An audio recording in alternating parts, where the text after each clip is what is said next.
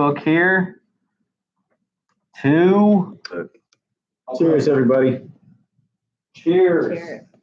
Get Instagram up here. Hello, folks. Welcome to another episode of 24 Floors Up Consulting Podcast. Yes. I'm going to let my main man, the voice, the brains behind Definitely not the operation, Jerry. Cheers. George. Jerry? Cheers. Welcome, everybody, to 24 Floors Up Consulting Podcast. And thank you guys for joining us once again this week. And this time, our special guest is Candace with her own consulting agency. And we're going to give the floor to Candace in just a second. But once again, remind you who we are. We're 24 Floors Up Consulting. And if you can see behind me in the camera, we are 24 floors up above downtown Houston. So it's a beautiful city, coming back to the heat and humidity out of being out of town. So I'm happy to be back. Some people won't believe me, but it's the truth. So 6 hours of driving, and he's still here for the podcast Friday afternoon, almost Friday evening now. I hope you have a beverage. That's a Coca-Cola, a water, or whatever these guys are drinking.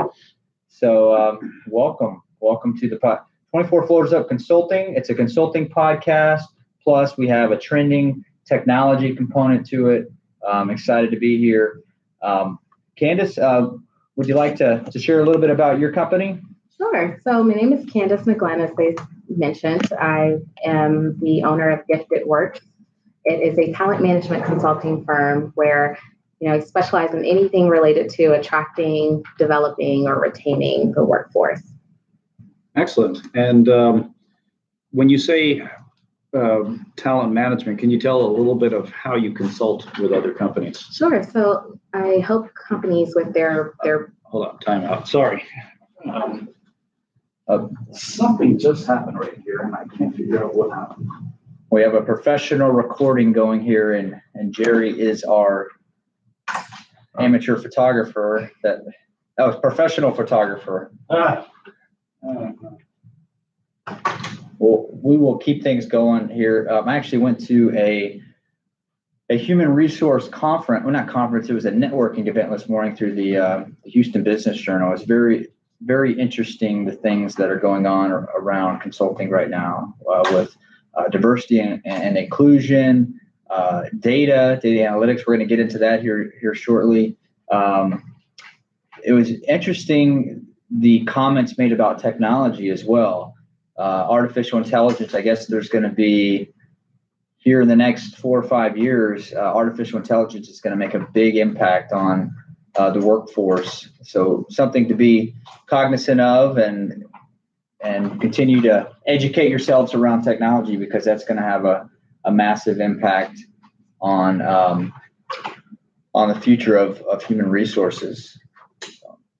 Well, Candace, can you expand a little bit on what you're talking about as far as your background goes? Just a second. Don't mind. I need 3 claps once again. All right? Sure. Ready? All right, we got to get the audio going. Here we go. Ready? Action. All right, thanks. And Candace, yes, please. And now Yeah. Jerry will take his seat again, and we'll get Start over the meat and potatoes of this. It's Hey guys, we're real, okay? We're for real. So are we starting from the very beginning? No, we're going. This is raw. This is how podcasts work. Raw and live. There is no filter. This is the no filter zone right here. But yes, but yeah, if you could expand a little bit more about the and no spin. There you go. About how you consult with on the HR side. So, as you know, if there's with the global market and technology, one of the things that make companies unique is their people and their people resources. And that's really the management of people and how companies use their people resources is what gives companies a competitive advantage. So I help organizations with talent acquisition. So that's finding the right talent, selecting the right talent, creating diverse workforces. So creating inclusive environments and inclusive cultures that people want to be a part of, and particularly top talent. So there's talent, and then there's the talent that companies want to keep and retain and develop. And so I help them with all aspects of that people cycle and within the workforce. Right. Very good. Can you share with us a little bit about the exciting things that you do, with the passion that you bring to the job, but also the challenges that you face, since we're talking about diversity today? Yeah. We're here in the Houston market, one of the maybe the most diverse metro area in the country. Can you kind of just share a little bit? Sure. So I am passionate about human resources. I am not a HR professional. I didn't plan on getting into HR. I kind of fell into HR. So I originally started off working at an environmental NGO and started off doing grassroots organizing and community organizing. So my passion was always to bring change through people to create a better society, and got involved in HR through that NGO once I realized that you can really create change when you get to, especially through a company that's mission driven, through people management and human resource management, by ensuring that people are engaged, they're motivated, they're treated well, and they're able to live out the mission of that organization. So I got into HR through that method, and I've never looked back. And when you think about it, the majority of people, most of our time is spent at work. So I look at my job as consulting with organizations to help them create better organizations, not just for the people that work there who are spending the most of their time there, but also for the communities that they're involved in and that they're impacting. That's very good. Well, cheers to that. Absolutely. Apple juice. Apple juice. Not really. Not. So once again, this week is brought to you by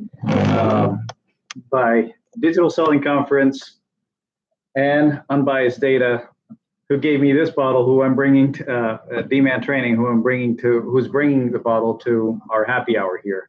So as you guys know, most of you know, this is a happy hour that we do, and you're welcome to join us for a virtual drink. So cheers, everybody, and cheers to Candace.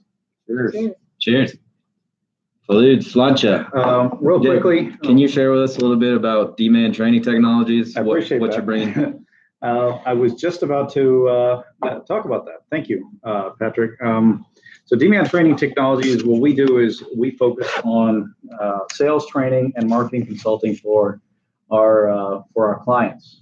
What we do is we work to strengthen their skill sets, in that it's a very soft skill. Like many people believe, there are certain nuances to it that it's very difficult to just put down on pen and paper. And a lot of the training is through role plays and such.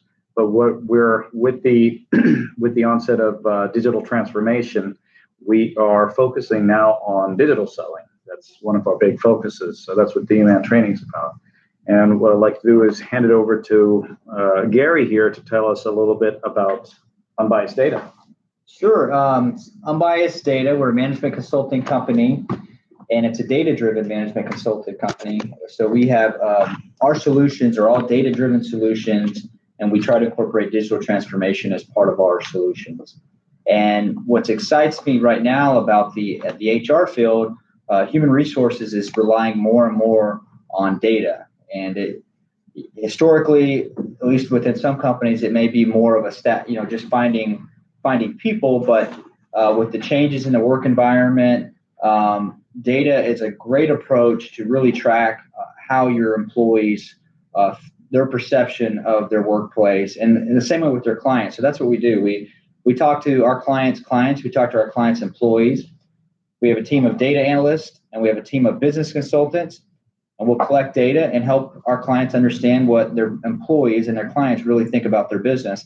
And then we'll identify the root cause of their business problems through that data collection, because over a period of time, you can track that data and better understand how it's affecting the performance of their business. We're all about helping companies. We're about not only helping companies, but helping people. So we also have our MBA in a Day boot camp coming up, which is a 1 day a month boot camp, a full day of business content where 10% of the proceeds are going to charity. Like I said, we're focused on people and helping people. Yeah, and we talked about that last week about corporate social responsibility. I'd like to point out that Gary is going to be donating 10% of the first MBA boot camp in a day to Lemonade Day. Lemonade Day, which promotes corporate social responsibility. And Patrick, if you tell us a little bit about the main sponsor of the program, you're representing Digital Selling Conference. Yes, so sir. If you would tell us a little bit about Digital Selling Conference. Thank you. And this kind of ties together with Gary's Unbiased Data firm and the demand training technology, the sales consulting. What we're trying to do is we're trying to help people bridge the gap between digital marketing, where people are gathering leads and passing them on to the sales folks. Now, we're trying to bring people into 2018 and 2019 and beyond. What we're doing is we're basically trying to go where our buyers are at. And basically, they're all online today. I read something earlier today that 67% of the customer journey is all done online now, and 4 billion people are done online now. And that includes not just the B2C people, like the folks on Amazon, where they're going to look and be more informed about their products and the services they're looking for, but also the B2B people. And the B2B people are individuals too, so you have to treat them as such. And what we're doing is we're allowing people to come to our conference and be more informed about how to approach the new trends of selling, the digital selling, where you go and educate as the salesperson, you educate your buyers as you walk them through the sales process and you engage with them. And through these strategies that you learn, you'll be able to, create a more lasting bond with your customer, from prospect to customer, and a lifelong process of doing business with people. So the conference is tentatively is going to be the day after Valentine's Day.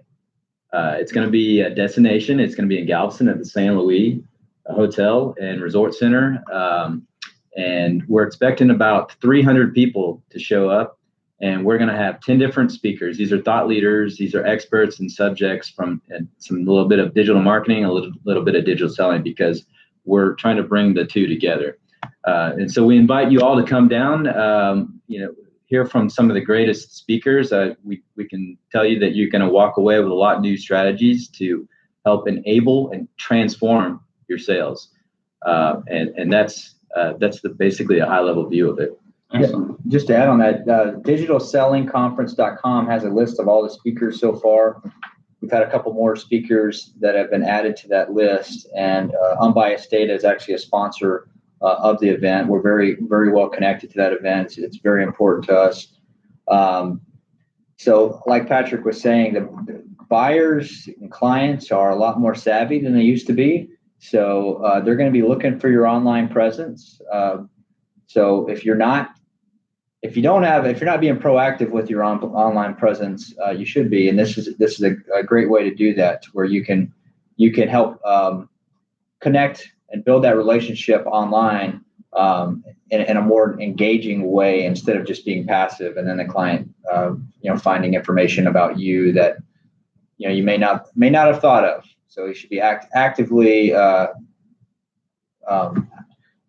engaging online and have a strong digital presence. Right. And Candace, once again, if you could just tell us once again who you are and the name of your consulting firm. Again, Candace McGlenn with Gifted Works. It's the talent management consulting firm. And I will say that if you are in recruiting, it sounds like that conference may be a good option for you as well, just based on the nature of talent acquisition today, where in most cases there is a talent shortage for the technical skills roles that most of us are looking for. And just understanding that online presence and how to take a candidate that typically is a prospect and using that passive approach to actually finding them proactively and building that relationship up front. I think a lot of those selling skills are transferable to the recruiting world for sure. That's actually a really good point, Candace. So when you have a lot of experience in recruiting, and obviously social media is something that people that are recruiting will go and look at to get an idea of, is their application matching who they, you can't really get away from, you go to social media, that's who you are, right? You can put it whatever you want on your resume or application, but what are your thoughts? I mean, how important is that digital image versus a resume or a job application? So in terms of from the candidate's perspective, right. Speaking to them. Yeah, if you were looking for a candidate and you went and you tried to search online and get a better idea of who they are, how much weight would you put in their social media or digital presence versus what they put on their resume? Or sort of like their digital behavior. Yeah.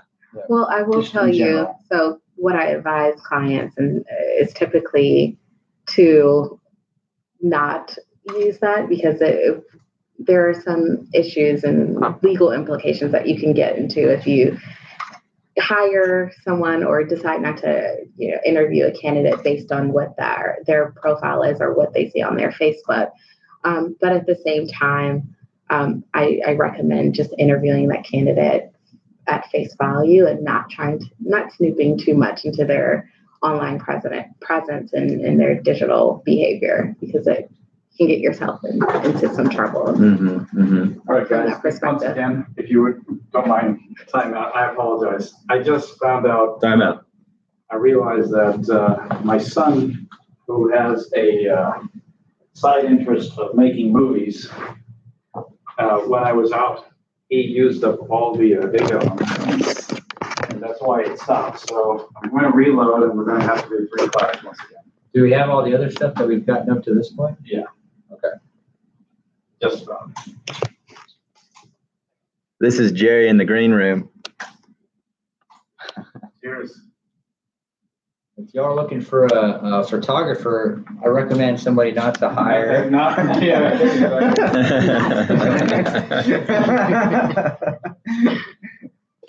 He'll get there one day. Fell forward, guys. And gals. I apologize about this.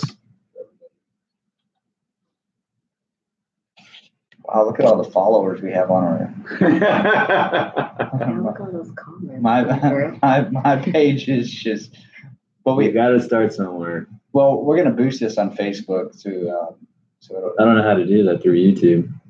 Yeah, well, I don't know. YouTube's the number 2 search engine in the world, and so you have to be on there. Google, so I would believe that. Yeah, Google's number 1, of course, and Facebook. Does it go now?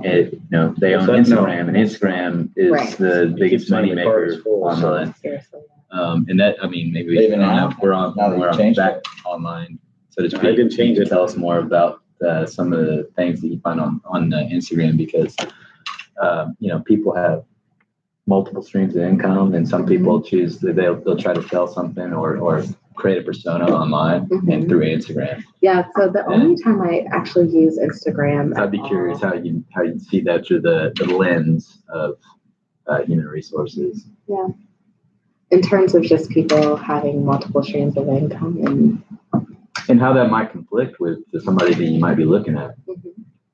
Yeah, I always look at that as a positive, for sure. Yeah, it shows that ambition, and in more cases than not, they'll have experience beyond their profession as it relates to the standard trajectory of where their career would go. Because if they're owning their own company, then they have maybe P&O experience, right? Or things that they necessarily would not have if they were just like a dispatcher or stuck with their particular career. Right. Is it going? And certainly we have to understand that we're in what is called gig economy right now. And I would expect that more so than not. today. Interesting. Okay, because maybe I misunderstood you, but you were saying something about how you would suggest that people stay away from social media, but at the same time, if you happen to see characteristics. something, I mean, with recruiting, you're not going to get away from social media. There's this whole thing of social recruiting where, especially for more hard to fill positions, I mainly focus on construction industries, manufacturing. Okay. So, for example, there's a HVAC technician. Finding an HVAC tech is pretty hard to do. Mm-hmm. So you have to go to Facebook or Instagram. A lot of technicians like to hashtag HVAC tech.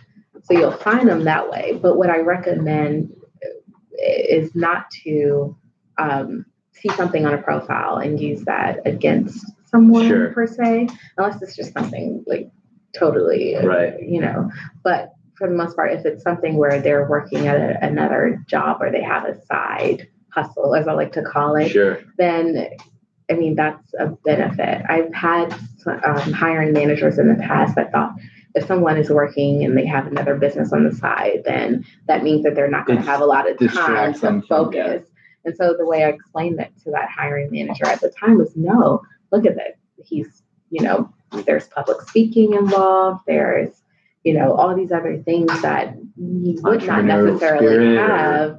And someone like that is going to be way more dedicated, I believe, than, someone that's, and I'm not, saying that someone that's not involved in the extracurricular activities or side hustles is not as good as that person, but I look at it more as a positive than a negative. Yeah, and I imagine you seem like you have a very positive view that not all of the other fellow HR professionals look at it that way, or is that something that that's now expected? This is not necessarily a conversation that I've had, but I would hope so. I mean, it's especially when you think about millennials being by 2020 being more than 50% of the workforce. And this is really the mentality that millennials have. It's not just my career at, XYZ company. It's also my other passions that will fund other things in my life. And so I think it's something that if you're not used to that as an HR professional, you should be, and you should see it as a positive. It's not a negative. It shouldn't take away from the workforce. But if you find someone that can be successful and have a business on the side and do multiple things, you should see that as someone that can bring an enormous amount of value to your company that has already gone through some of the development programs that they may or may not have gone through, in their particular position that they're in today. And a lot of it probably depends on leadership perspective. Right. And I've had different managers and I've always been kind of active outside of work and business related hobbies. Right. And it may not be a business, but maybe I'm interested in a topic like business strategy, which I am. GaryLDennis.com. But some managers. You guys catch that? That's trademarked. His logo spins, by the way. That's an inside joke.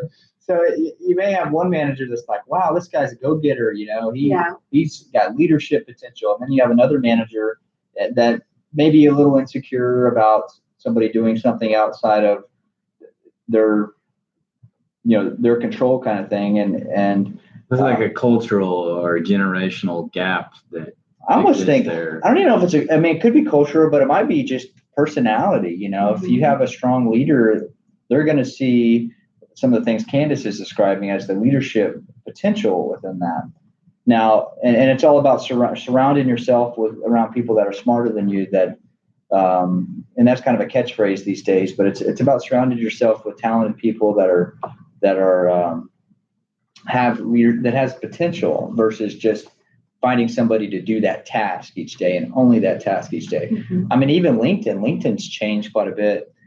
A lot of people think about LinkedIn in the past as, if they're on LinkedIn, they're looking for a job. But in reality, LinkedIn's used for a lot more than looking for a job. I almost feel like from a sales and marketing perspective these days that if you're not on LinkedIn or some of these other channels that are available to you, and I'd like to hear where we can find your content But you're behind the curve. If you're not on LinkedIn trying to sell your product or market your product or inform and educate to increase engagement for your services and products, what are you doing?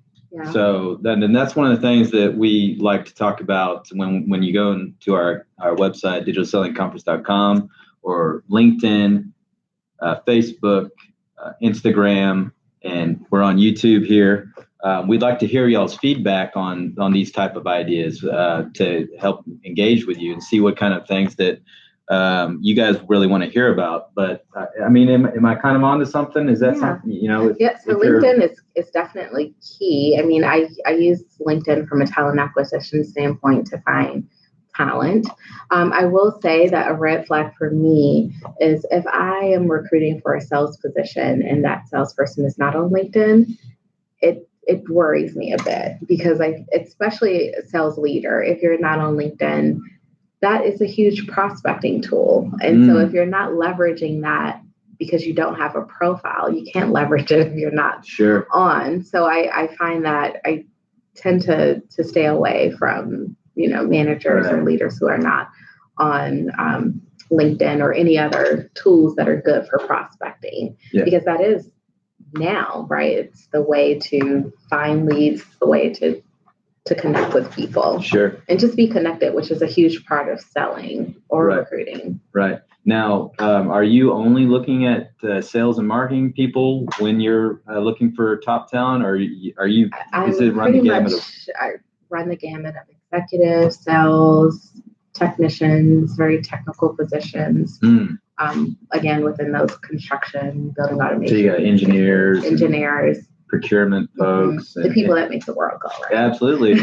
We love our engineers too. Yes. But as far as those people go, it's also another way to look at their ambition and their entrepreneurial spirit that can show to a hiring manager that you're working for to help bring some folks in. That these people can bring that same pursuit of perfection, pursuit of achieving their goals to that company as well. I think in today's time, when we think about the concept of talent is, you just can't box people in anymore. And I think if we try to, job descriptions are great because it sets expectations. It tells people exactly what they're supposed to achieve. So I believe in writing job descriptions from the perspective of what do I need to get done and what's the goal versus this is who you need to be.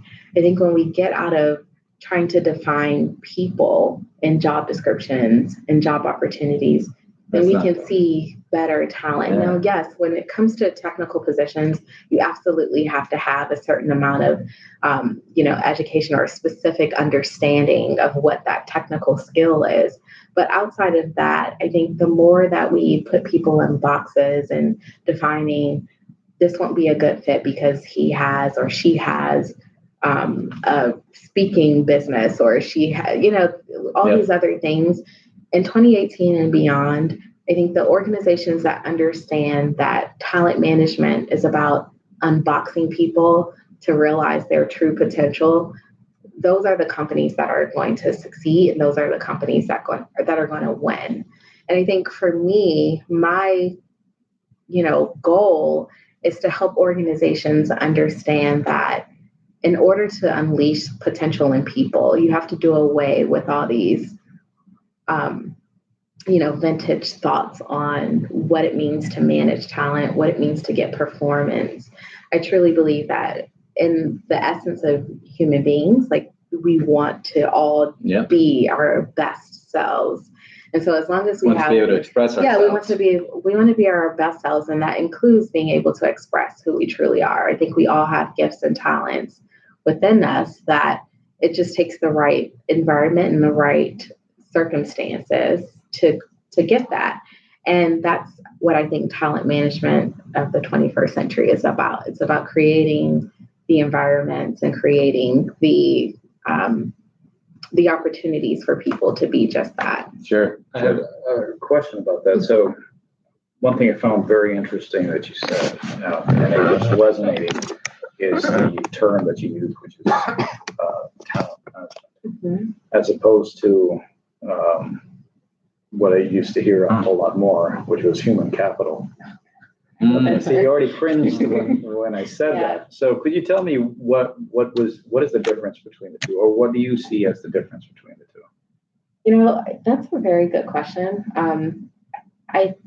Human resources has had evolution for quite some time. It went from personnel management, where it was simply just trying to stay in compliance, to now what we see is talent management, and some people don't even use that term anymore. But human capital, when I think about that, it's very sterile.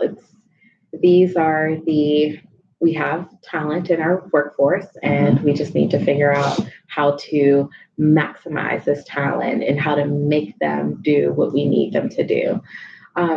Talent management, from my perspective, is not necessarily saying that these are the members of our company and we have to figure out how to maximize, but it's saying you're a human being. I know you have talent. Then let me make sure that as an organization, we're doing what we need to do to bring the best version of you out. And that's really what talent management is all about, from making sure that you're attracting the right people for the right roles and getting the right people on the bus, to really developing people and helping them own their development. It's not just on the organization to create that, but really finding people who want to be developed and then retaining people. And I always use, when it comes to retention, you think about what that means. And I think it boils down to about three things, which is having an organization of grace. So giving people the opportunity to explore, experiment, make mistakes, right? And just, that's really the only way to get to innovation. And having an organization of gratitude. So being able to recognize people for their individual contributions. And that also means developing them based on their individual and unique talents. I think the more, I'm so serious about boxing talent in, because I think organizations are really good at that. It's very easy to say, this is your role and this is what you'll do and this is your path, versus let me figure out what this individual is good at. Let me empower them to figure out what they're good at. Right. And then help them grow from that level. Right. So do you see in like some of the more, I don't know if traditional organization is the right way to say it, but the old style of talent management, is it almost like a power struggle between the leadership saying, you're going to do it this way, exactly the way I tell you to do it?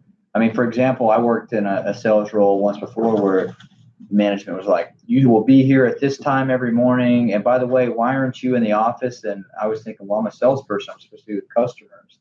And so it's, so is it somewhat of a power struggle between somebody wanting to be in charge and tell people, have that ego, versus now the people being hired have more control? Mm-hmm.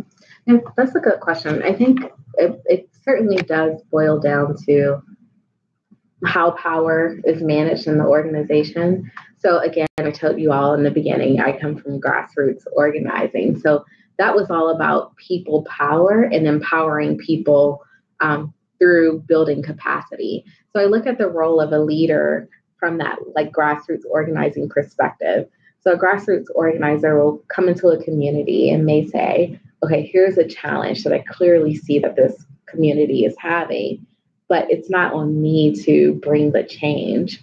What I do is educate the people, figure out what their passions are, figure out why this problem matters to them, help them draw that conclusion, and then build capacity through people. And I think the traditional method of management and leadership has been one of control. I think totally in 2018, we've gotten away from that. And we've had a lot of great thought leaders who have come about who've helped us to understand servant leadership, and Simon Sinek on leaders eat last, and why, the power of why, and all of that. But I think, Amen. yeah, I Finally think got it to work. that's awesome. But I think ultimately you still do have some residue of the old like leadership style on, just it goes back to me. The core is whether you have faith in people or you fear that if you don't have this control in place, then, people won't act accordingly. And while that's true for some individuals, right? Because if they're not in the right roles, they don't have time to fit in the position, you're going to have underperformance. But I think leading more from I want to empower people and build capacity through people, and then handling underperformance in that way is a far different approach than I have to be present and I have to put this rule and policy in place Right. to prevent people from underperforming. Right. It's two different philosophies. So one is based on believing in people's ability to do well, and the other is fearing that people won't unless you're putting those things in place. So as a consultant, how do you, what do you do to encourage organizations to bring out the best in people? Yeah, so luckily I've, with every client that I've been fortunate enough to work with, and I would say that. Hey, Sam, thanks for joining. I would say that it would be Jared. true to just about any organization. I think genuinely organizations want to do right by their people. It's just, how do you go about it? And I say that because every time I'm presented with a new opportunity to work with a client, it's always, we want to create this culture. And I think it truly comes from a genuine place. And for me, because I am in human resources, I get to touch probably every aspect of an employee's life. So anytime I get an opportunity, whether it's hiring someone, developing a leadership program, I just weave that philosophy into it. And it's something that it comes naturally. I don't think organizations have to make a huge shift in the way that they're doing things.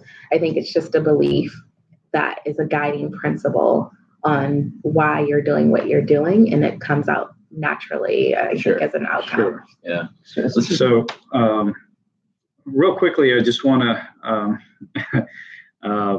once again say hi to my guys over here. Thanks for joining. We're 24 Floors Up podcasting, I think consulting podcast. He's laughing at Jared, but he may be laughing at me as well. We laugh at ourselves. And I'd like to let you guys. I want you to meet our guest, Candace. Candace, if you just introduce yourself to our friends over here. Candace McGlenn. I am a talent management consultant with Gifted Work. Candace, can you tell us briefly where we can find you? What's your website? What different channels? I am definitely on LinkedIn, so you can find me on LinkedIn. I'm also a Forbes contributor, so from time Candace, to time. Candace McGlenn. McGlenn. So McGlenn. McGlenn. Okay. Yeah. So my friends here. And that's Candace with an I. My friends here are big fans of the Water of Life. And so when they hit, Jared is saying hi, Jared. Candace. So the Water of Life, and so most of the, not most, but many of the whiskeys that are out there that come out from Scotland have the prefix Glen, which means hill. If you guys don't know. Oh, yeah. Candace McHill. I climb hills. Well, hey, he's saying cheers. And that was that. Is there anything other than LinkedIn? You have on any other platforms? Yeah, you can also find me on www.giftedworks.org. Giftedworks.org. Email me at CandaceMcGlenn@giftedworks.org if you'd like. And again, but LinkedIn is a very easy way to reach me and find me. And you specialize in the construction industry? Is that? I would say so, but again, I don't. Not that we're trying to box you in. Don't box me in. And guys, we'll have all the information on all the social media platforms, so you can connect with Candace and get to know her a little bit more and what she does in detail. I just had a quick question about the. So as you know, I'm just finished my book. Cheers, man. It's my kind of meeting. So I just finished my book on business strategy and has a big analytics focus. How is analytics and data affecting human resources? So It's I a great would question, say Gary. any HR department, any HR leader that really wants to help their business gain an advantage, I think, is going to have some form of analytics and true data science involved in the work that they do. I think historically, HR has been a field that, is good at defining problems, but not necessarily telling stories behind data to really get to root causes and to really understand how to do those three things that I keep mentioning, which is attract, develop, and retain top talent. And without data, and without being able to tell the right story behind data, and without being able to track, you really can't affect a business's bottom line the way that HR should be now. So HR has certainly shifted from being more of a personnel department where you hear complaints and you try to mitigate them and just be mainly compliance focused. Right. And then moving to, I hear some people that get into HR, it's like, well, I love people and that's why I'm in HR. And yes, that's great, but that's really not what it's about. And I think organizations that have strong HR departments that understand the connection between data science and data analytics and human resources to make true decisions that really will help. I mean, because without data, how can you know that you're actually solving problems? Right. So that relationship, I think, is so strong. And I unfortunately think that HR is one of those fields where there's a lot of potential for more data analytics to be present and be at the forefront of how HR professionals work, for sure. So I can give an example of, again, as I mentioned. They're asking you to speak up, please. Sure. Yeah. So as I mentioned, talent is certainly a huge part of an organization's success. So if there's a talent shortage, if an organization is having trouble retaining people, historic reports that I think HR professionals have run is what's our turnover rate? There's a performance management process that most organizations do on an annual basis, but there's not a lot of data to actually say, when are we losing people? Why are we losing people? And then what are the solutions behind retaining people, the people that we want to retain? And, also, how do we find people? Where are we finding people? Where's our success factor? So I think there's definitely a need to look at traditional HR metrics and kind of disrupt those a little bit and really put in some real data science to help with giving those organizations the impact, or HR to give those organizations the difference they need from their people perspective. Right. I like the word they used, success factors. Mm-hmm. In my book, I reference it as key performance indicators, but it's the same concept. I mean, you look at turnover rates or those end results versus what you should be looking at are those key performance indicators or those success factors that are driving that end result. And that's what the data piece is all about.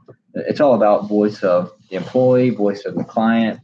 And a lot of times when people think about the success of a business, they're tracking revenue or profit, but revenue or profit's a lag indicator. They're completely ignoring the things that are driving revenue and profit. And so that's, and actually my consulting firm was built. And that consulting firm is? Unbiased Data. And it was actually built off of my book. So all of that connects. If you don't have the resources to hire a consulting firm, I highly recommend you get my book. It's the 5 Elements of Strategy, a data-driven approach to strategy. It will be published very soon, in the next week or so. By who? It's going to be a self-published book through Create Space. Yeah. It's a lot of very influential people have looked it over and read it. You'll find the link on your website. Where can we And find all your Amazon. content? What all the different channels that you provide for your? If you go through GaryLDentist.com, you'll see links to all of my social media platforms. You have YouTube, LinkedIn, Facebook, Instagram, and then my professional page or my corporate page. The GaryLDentist.com is basically free business strategy content, excluding the online. Educating and engaging with your audience, like we talk about in the conference. Exactly, and then the corporate website is unbiaseddata.com. So if you want consulting services, that would be a place to go for that. All right, and we're getting really close to time, so I'm gonna start our close here. And so, Gary, appreciate you telling us about that. If you could just put in a word about your MBA in a day as well. Sure. On August 24th at the Woodlands Chamber of Commerce, we're having a MBA in a day, where it's a full day workshop covering different business topics. If you're looking at starting a business, growing your business, or you just want general business knowledge, I highly recommend you attend. I'm not good at the selfies. I highly recommend you attend MBA in a day, especially if you can't find the time and resources to pursue your MBA, because it's $165 a person up until August 1st, and which is for the quality of speakers that we're going to have there and the content. It'll be well worth your money. And if you're not happy with it, we'll refund your money. 10% of the proceeds are going to go to Lemonade Day, so it's a great way to support that cause as well. And Patrick, if you would tell us a little bit about the main sponsor of this program, Digital Selling Conference. Right. Again, Digital Selling Conference is you can find us at .com, Instagram, LinkedIn, Facebook, YouTube, which we're live streaming on right now. It's a one-day conference where we're going to have 10 speakers, thought leaders, experts on various digital selling content, digital marketing content. Digital marketing, again, is where we find leads, and digital selling bridges the gap between there and a conversion. What we're trying to do is we're trying to bring more sales and marketing professionals into 2018 and beyond to engage more with the buyer. Where the buyer's at, again, is online now. 67% that's 2 out of every 3 people, buyers, the customer journey is online. And so the sales folks need to learn more about where and how to educate and engage your customers to increase your conversion. So this is February 15th, 2019. It's in Galveston, Texas at the San Luis Resort and Convention Center. It's a beautiful property. It's got a beautiful pool. But more importantly than that, you're going to be able to network with other folks. You're going to be able to hear the thought leaders, the experts on digital selling content, SEO, content analytics, conversions. And please go to our page and look at some of our content. You'll find some of the information on some of our speakers there. And on any of our channels, please go and let us know what you think, what things that you would like to hear on future pods. We'd like to hear from you. DigitalSellingConference.com. Awesome. Thanks, Patrick. And also, finally, me representing D-Man Training Technologies. I just want to let you know that we're also one of the sponsors. We're focusing on digital selling. Fits really well into the Digital Selling Conference. And we provide sales training and marketing consulting for our customers. And Demand Training will be speaking at the MBA in a day. They're going to be talking about the differences between digital marketing and digital selling.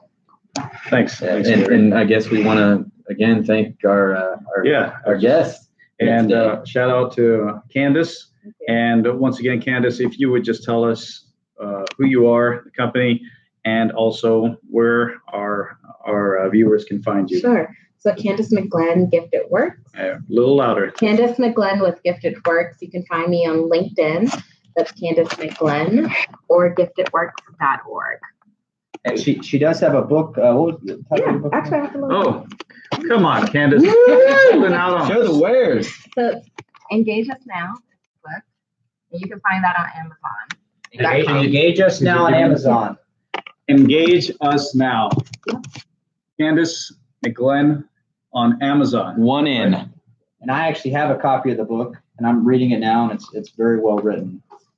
All right. So, man, We're I at didn't even 15 think about minutes, that. so Yeah, I didn't think about that. Otherwise, we could have done a whole Star Trek geeky thing by saying engage and then. well, we can geek out next week. And Jerry, why don't you close us out by letting us know where you can find us next week, what time? All right. Next week, it's going to be a little different. I'm going to be out of town for work. So, We'll find us. We'll squeeze you in. yeah, well, we'll figure out how to do Tip this, and we'll let you know. Follow us on all our social media channels: YouTube, Facebook, Instagram, Twitter, whatever. Find us there, and we'll let you know what the next time, place, and what bat channel we're going to be on. Take care and have a good one. Yeah, have a good one. Worst case scenario, we'll have a cartoon character representing Jerry here. I already look like a cartoon character. We'll have a mannequin Okay, sitting next guys, to thanks so much for joining us. Take care. All right, guys. Peace. That's it. Well, I don't know what you expected, but I No. don't think that was